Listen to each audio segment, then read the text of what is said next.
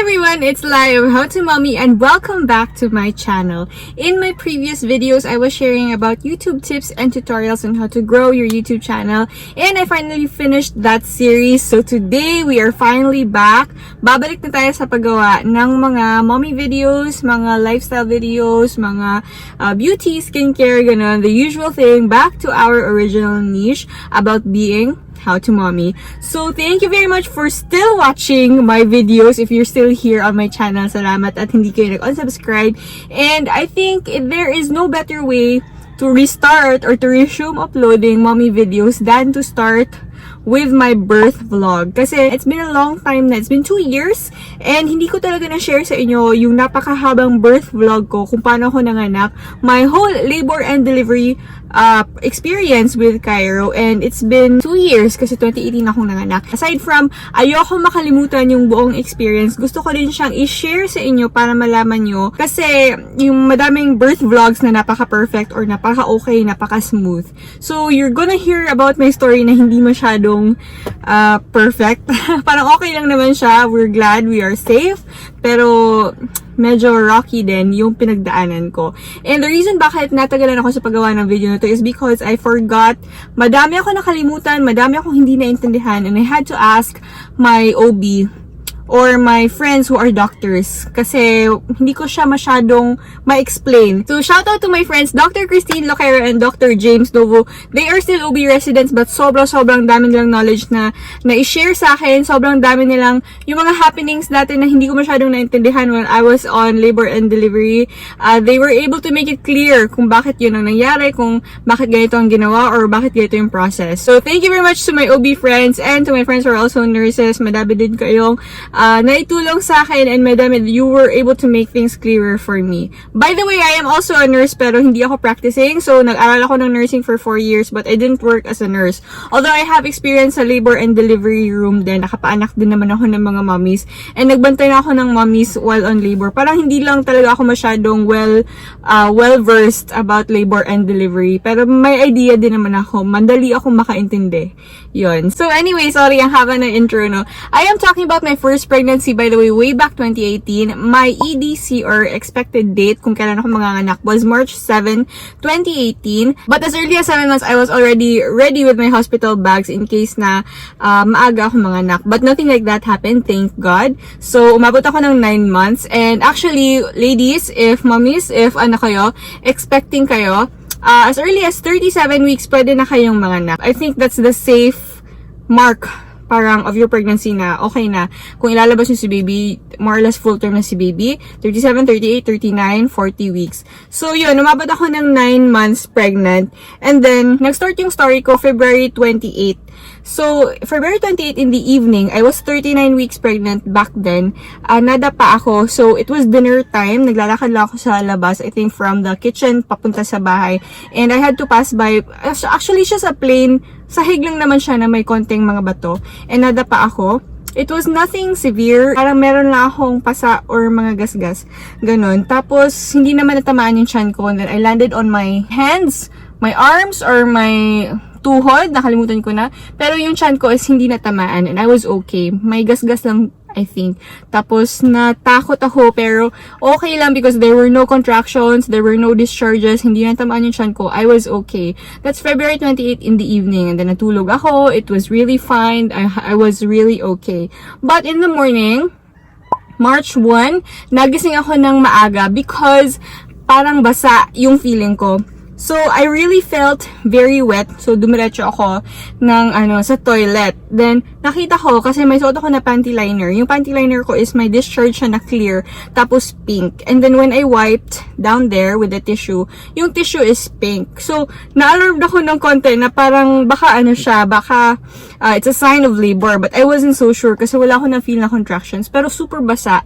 As in, yung pag-ihi ko, parang madami akong iniihi. Hindi ako sure kung if it was all ihi because pagtingin ko din naman sa toilet, the toilet is blue.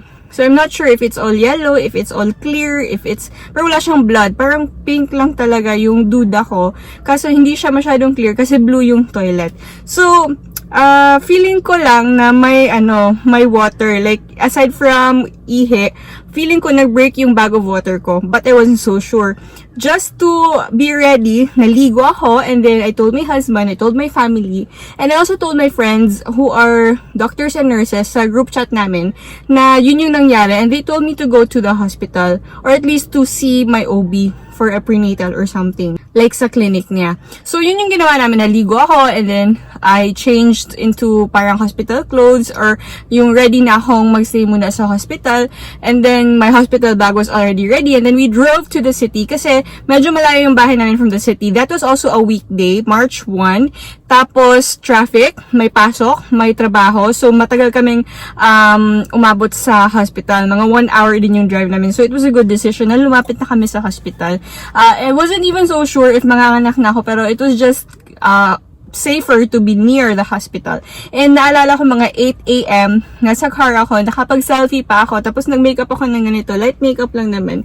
Para feeling ko kasi na kung magla-labor ako, dapat maganda ako. Ganon. Yun yung iniisip ko while nasa car kasi traffic. Tapos medyo masakit na yung likod ko dito sa lower back. Parang hindi pa siya regular contractions, pero feeling ko lang siya. And then, yung feeling ko din nun is sobrang basa ako palagi.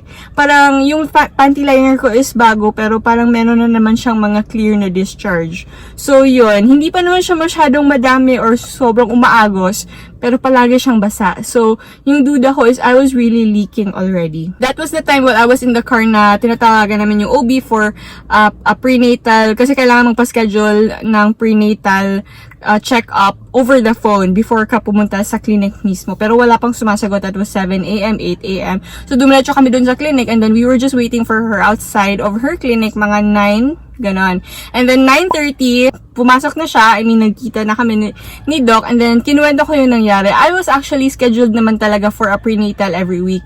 So, she wasn't surprised to see me. Pero sinabi ko din sa kanya, kinuwento ko na din. And then, inain niya ako, 1 cm pa lang ako.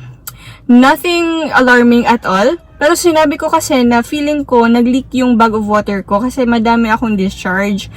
She just told me to walk muna, like up and down the stairs, like punta muna ako ng mall, or if I wanted to stay there in the hospital, then just walk up and down the stairs. Yun lang sinabi niya. So, I was really, hindi ako mapakali. Sabi ko, Doc, are we sure? Kasi natatakot ako ganito, ganyan. I'm also a nurse, di ba, as I mentioned. So, feeling ko, if I am really leaking, then I am already at risk for infection kung matatagalan. So, lalabas na sana kami ng clinic, and then when I said that, tapos kinuwento ko ulit na nadapa ako, ganun. Takot ako. Actually, takot talaga ako, first time mom, di ba? Yun, tinignan niya ulit, parang sinabi niya, okay, let's check again. So, she took a look at the discharge.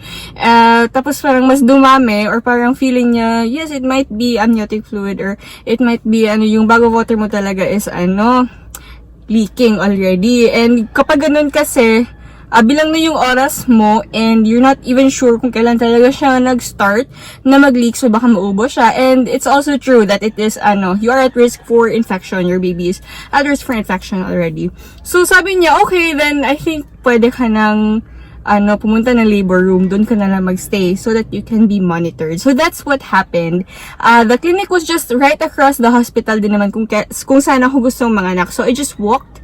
10:30 a.m. nandun ako sa labas ng labor room. I remember it because gusto kong magdala ng mga things. Hindi kasi ako masyadong na-inform na hindi talaga pwedeng magdala. So, nag-ready ako ng maliit na bag kasi gusto kong dalhin yung cellphone ko, yung charger, toothbrush, mga things, hygiene, pangkilay, ganun, mirror. Basta maliit lang naman siya na bag, and I thought na pwede siyang dalhin, tapos hindi talaga pwede. It's okay, hindi naman ako nang pumalit kasi it's hospital policy. And then, pinaiwan din yung wedding ring ko. And then, yung buong hospital bag ko, pinaiwan. Nandun lang siya sa husband ko. And then, pumasok na ako sa labor room, 10:30 a.m. And the first thing that happened inside was that inai nila ako, and I was already 2 cm. So, in my OB's clinic, across the street, I was 1 cm. Tapos, pagdating ko sa labor room, I was already 2 cm. So, medyo nag-progress yung labor ng konti. Nag-open yung cervix ko. And then parang kinonfirm nila that I was already leaking. So, I was already okay for admission. Pinalitan nila yung damit ko. I had to change into the labor room na gown, the hospital gown. Tapos, just a heads up, it's sobrang manipis. And then, wala na akong underwear. And then, pinaiwan lahat ng mga gamit ko, yung damit ko, binigay din sa husband ko outside. And then, Yun na, my husband said na naghanap sila ng room. Parang, I was already admitted, bale, and then sila yung nagstay muna sa room, sila ng mama ko. And then I was just in the labor room. I remember na pinahiga ako sa bed, just in case you want to know how it feels like. Kasi, yung iba kasi mga labor room, pwede kang maglakad, pero ako hindi. Pinahiga ako, and then, they already put IV, yung tinatawag natin na dextrose. So, may IV ako dito, tapos nagsimula agad yung oxytocin drip ko. If I'm not mistaken, yun yung naaalala ko. Nagbigay kagad sila ng oxytocin para mas mapabilis yung labor ko. And then, ano pa ba? Madami silang tinanong na questions. As in, sobrang dami nilang tinanong na questions. Just really want to mention this na madami silang tinanong na questions na medyo paulit-ulit. So, pagpasok ko, tinanong ko ng mga nurse, and then paglipat ko sa labor room talaga, tinanong ko ng mga intern or ng mga resident, tapos later on tinanong ako ng mga nurse, medyo paulit-ulit yung questions. So, make sure that you remember the answers to these questions, like, nagkasakit ba kayo? Did you ever have fever? Ano yung, what medicine did you take while you were pregnant? And ako kasi, I had episodes of blackout. Hinimatay ako when I was pregnant like 2 or 3 times. So, I had to tell the story again and again in detail kasi kailangan nila yon. And then, hindi kasi pinadala sa akin yung mother's book. Yung libro na sinusulatan ni Doc during prenatal, hindi ako pinayagan na dalhin yun kasi diba lahat ng things ko is nandun lang sa labas. So, kinailangan ko talaga siyang i-remember sa head ko. And then they asked me again and again. So, medyo annoying siya. But, I was okay. I'm sorry for saying na medyo annoying. Pero hindi ako annoyed. Parang, baka lang magiging annoyed kayo. Pero, okay lang naman ako kasi I was not in pain talaga. So, I just tried my best to remember. Kaso hindi ko talaga siya remember yung iba. Sabi ko na lang na, if they really need the specific date, please check with my husband. Because my husband has the prenatal or the mother's book. So, that was mga 11 a.m. 2 c.m. ako. And I wasn't feeling any pain. My friend works in that hospital kasi around 2 p.m. she was able to visit me. And then she took a photo. Ito, nagdadrama ako sa picture na to. Hindi naman masakit, pero nagsistart na yung contractions. Yung nangyayari that time was that yung kamay ng intern is nasa chan ko, minomonitor niya. Every time nagsistart yung contractions. And while his hand was on my stomach or my tummy, ako din, tinatanong niya kung nagsistart na ba. So parang kung tumitigas yung chan ko, tinatanong niya, ma'am, nagsistart na ba? Ganun. Tapos, ma'am, tapos na ba? So, he was monitoring kung gaano kahaba yung mga yung mga contractions ko and gaano siya ka-frequent. And then, yeah, that was actually the reason bakit hindi ako masyadong nakapagpahinga. I don't know in your situation kung ganun ba din yung mga intern or yung mga nurses sa labor room. Pero sa akin, ganun. Chine-check talaga nila, tinatanong nila ako, and hindi ako makatulog kasi they had to keep asking me. And I was talking with my friend, buti na lang, nakaka-visit siya sa akin doon sa labor room because my husband cannot get inside. Nandun lang yung husband ko sa room na sa labas. Mga 3 p.m., inaihi ulit ako and I was already 3 c.m. That was the time na medyo hindi na ako comfortable kasi it seems like matagal pala yung labor, 'di ba? When I got in, I was 2 c.m. Tapos 3 p.m., 3 c.m. ako. And that was also the time na sobrang uhaw na ako. And hospital policy kasi dito, based on my experience din, is hindi na pwedeng uminom at kumain if nandun ka na sa loob ng labor room. So, I was not allowed to eat or drink, but I was so thirsty. Kinakausap ko yung resident kasi gusto ko uminom. And at first, sabi niya, hindi talaga pwede. Pero later on, parang she figured out na hindi na ako nakaihi since morning. So, she decided to give me water para makaihi ako. And my husband was the one who bought water, pero hindi kami nagkita. Yun lang din yung yun yung memory niya na bumili siya ng tubig and then hinatid niya sa labor room. And yun yung tubig na ininom ko. That was the only thing na nainom or nakain ko since morning. So, yun, I had a little water. And then, 3 p.m. yun, 3 c.m. ako, and I don't really remember the rest of the day. Pero around dinner time, 7 p.m., I was already 5 c.m. Wala akong maalala if it was getting painful, pero I think it was getting uncomfortable. Hindi siya sobrang sakit, pero it was getting uncomfortable. Yung nafe-feel ko na talaga yung contractions at that time. Tapos yung next is 8:30 p.m. Ito, naaalala ko na talaga to, na my friend visited me and sobrang sakit na talaga ng contractions ko that time. Hindi ko siya masyadong makausap. And she actually took a video of me na nasa-start yung contractions ko, and sobrang sakit na talaga. That was 8:30 p.m. and wala na ako ibang maalala, hindi ako gutom, hindi ako inaantok, hindi ako what, pero sobrang sakit na talaga. And yun, she just visited me, hindi na kami nag-usap kasi sobrang sakit, and then she left. Tapos yun na, the night started na. That was a very, very long night for me. That evening hanggang madaling araw, sobrang sakit talaga. And hindi ako makatulog. Although tinatry ko talagang matulog, kasi I needed my energy for the time na magpupush na ako. Yung madaling araw, yung kasama ko is intern and resident. Doon talaga ako nag-seek ng comfort sa kanila. Hinawakan ko yung kamay nila, umiyak ako, kinakausap ko sila. Tapos, they offer me a back rub kasi sobrang sumasakit talaga siya. Pero, unfortunately, hindi mabilis yung progress ng labor ko. So, madaling araw, hindi ko alam, ano ba yung IE ko, yung last IE ko, I think yung yung 5cm lang. 7:30. Yun lang yung naaalala ko. I really think it didn't progress at all. The whole buong madaling araw. And yung unfortunate doon is wala akong ibang magawa kundi i-entertain yung pain. So wala akong diversion activities, wala akong libro, wala akong music, wala akong cellphone, wala akong ibang makausap, sila lang, resident and intern. And I wish nakapagdala ako ng things, or I wish nandun yung husband ko. Pero it's not allowed. That's hospital policy. And there's nothing I can do. And hindi naman ako nagko-complain kasi some mothers have worse, like an even worse labor and delivery experience or labor and delivery condition. So, that's okay. Pero parang inaano ko lang siya.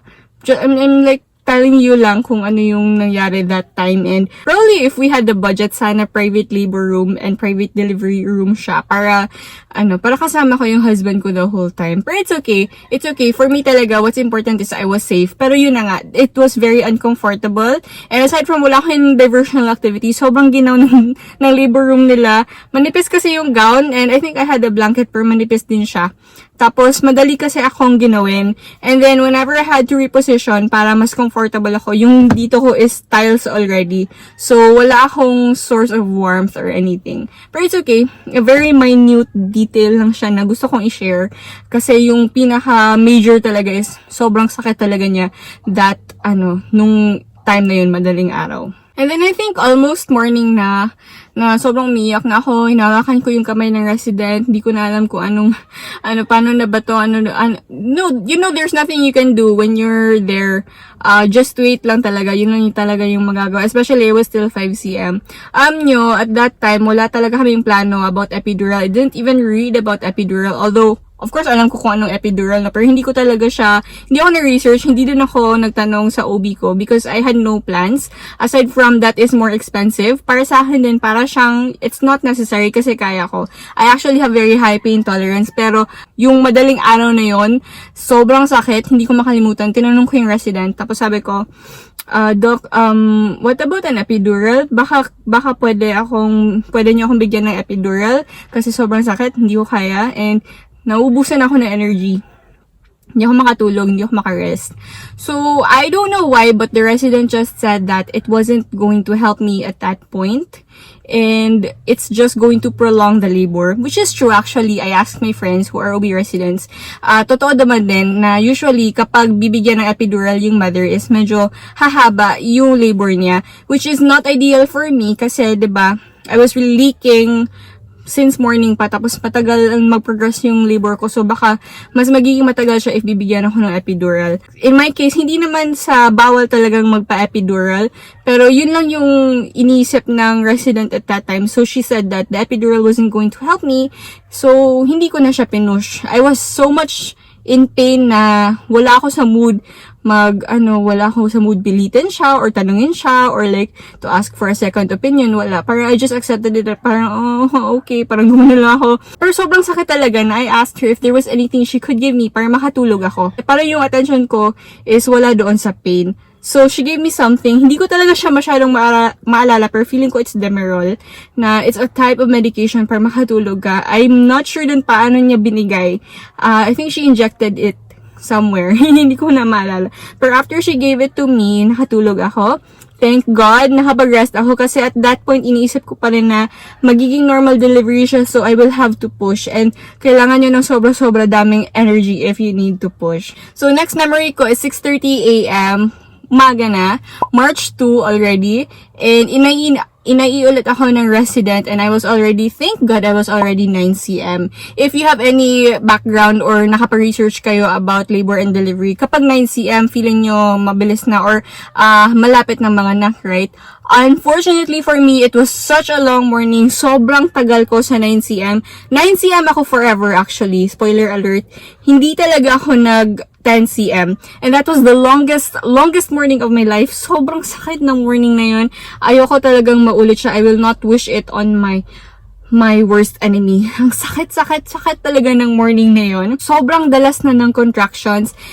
Yung pain niya is the type na hindi na ako makatake ng instructions. Kasi yung pinapagawa nila sa akin is every time nagsa-start yung contractions, gusto nilang i-try kong i-push si baby. So, parang they let me, parang pinapailan nila ako.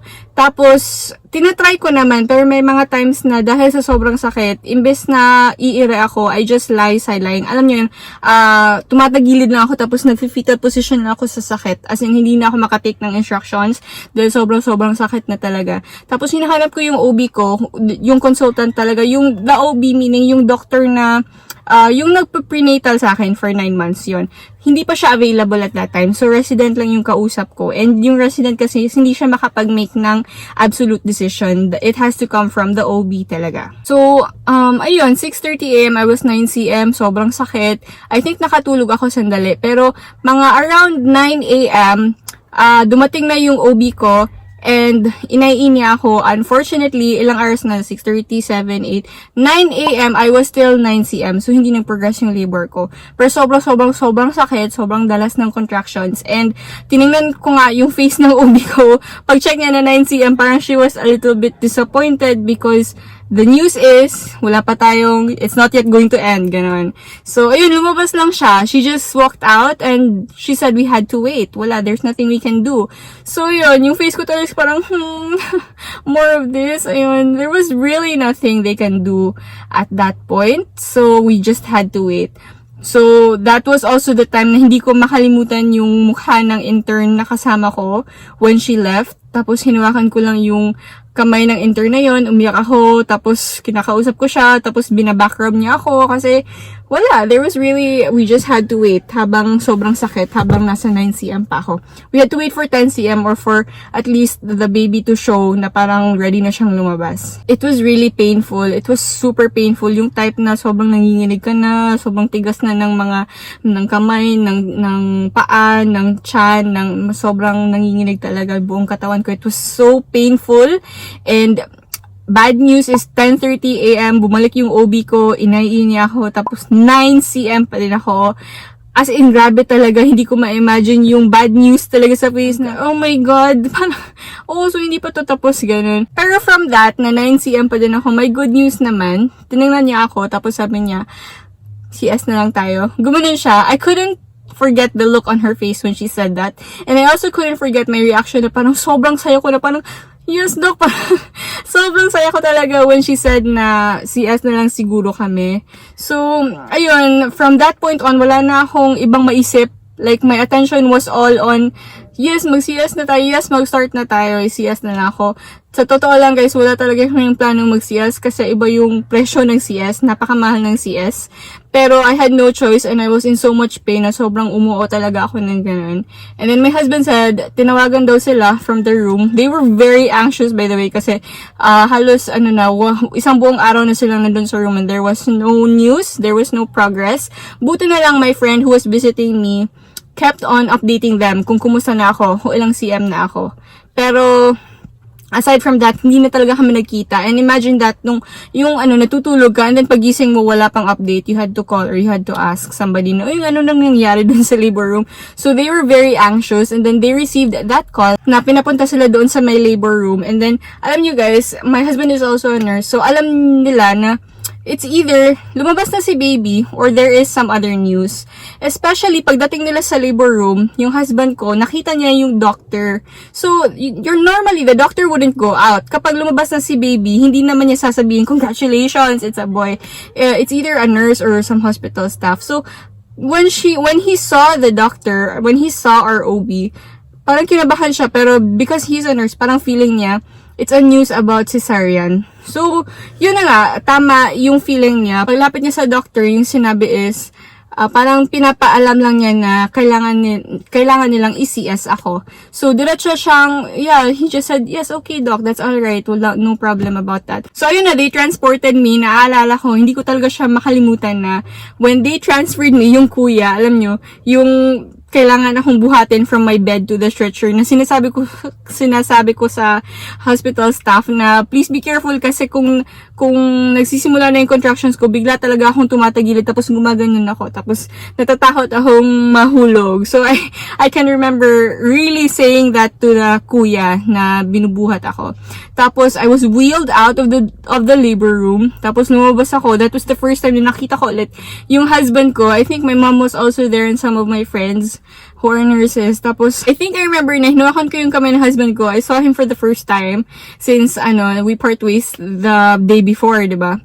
Tapos, yung sinabi ko talaga is, I'm sorry. As in, nag-apologize ako sa kanya. Hindi ko makalimutan na nag-sorry ako sa kanya kasi kailangan ako i-CS. Number one, parang nag-sorry ako kasi iba yung gastos, diba? We weren't ready for it. Hindi talaga kami naghanda ng ganong klaseng amount of money for CS. And buti na lang na tinulungan kami ng family namin. And number two, nag-sorry ako kasi feeling ko, parang feeling ko hindi ko nagawa yung isang task na very simple that almost all mothers can do. Yung naturally to give birth, bakit kailangan ko ng CS? And I think that it's such a simple thing. Tapos hindi ko siya nagawa, ayun. So, nag-sorry ako sa kanya. Tapos, I was so emotional din kasi because of my hormones at that time. Tapos, naalala ko na he just smiled. Parang, sabi niya, oh, it's okay. Something like that. Parang he just reassured me, ganun. Tapos yun, kasi we were all in a hurry. I had to go to the OR na kaagad. So, my next memory was nandun ako sa OR. Tapos my friends were there, yung friends ko who are nurses, and they were prepping the OR, they were helping with the OR. Tapos, yung first talaga na pinaka-biggest relief ko was nung binigyan ako ng anesthesia sa spine. Tama ba? Sa spine ba? Tapos, nawala lahat ng contractions. Nagko-contractions pa ako pero hindi ko na siya mafe-feel. Nawala lahat ng pagod. Nawala talaga lahat. And that was the first time na nakapag-rest talaga ako. I was so relaxed doon sa OR table. Okay lang sa akin kahit sobrang tagal. Medyo matagal nag-start. Pero I was already okay. Nakapagpahinga talaga ako doon sa OR table.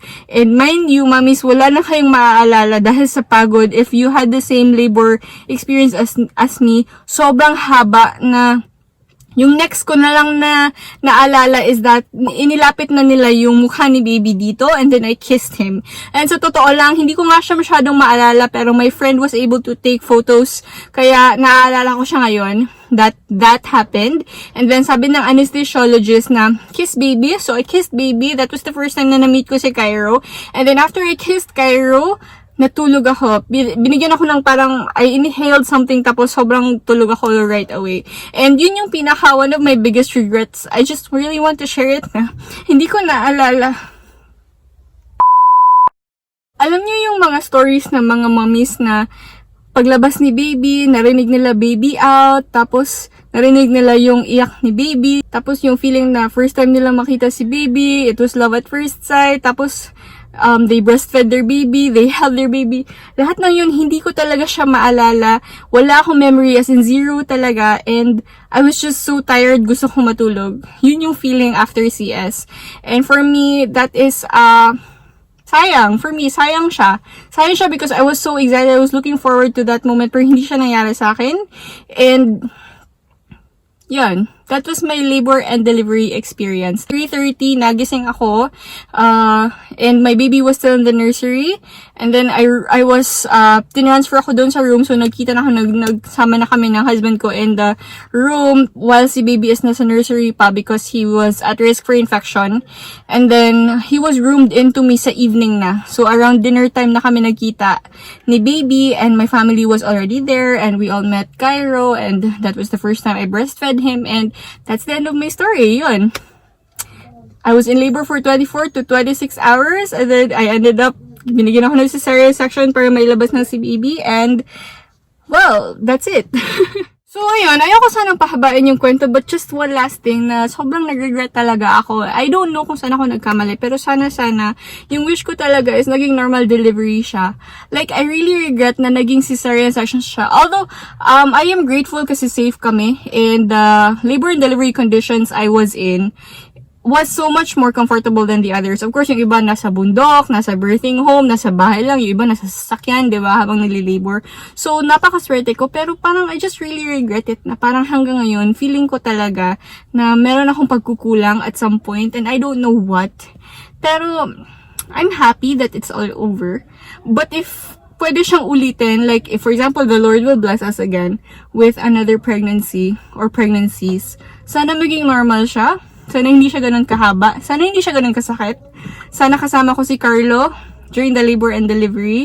And, sana hindi siya cesarean. Gusto ko talagang normal. Gusto ko ma-experience yung normal na lalabas si baby from me. Tapos, makikita ko siya, maririnig ko yung first cry niya, unang yakap. Kasi for cesarean, hindi daw pwede or hindi masyadong allowed yung unang yakap. Hospital policy lang din naman siya. Pero I'm not sure with your case kung nakatry kayo ng unang yakap during cesarean. That's my story naman. I don't know with your story. And I also heard of so much other stories na way better.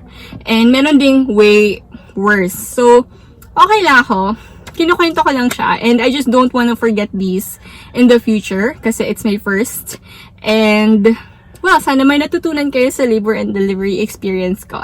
If you have any more questions, let me know in the comments below. Kasi try ko siyang sagutin as a nurse. And I will also ask my friends who are OB residents.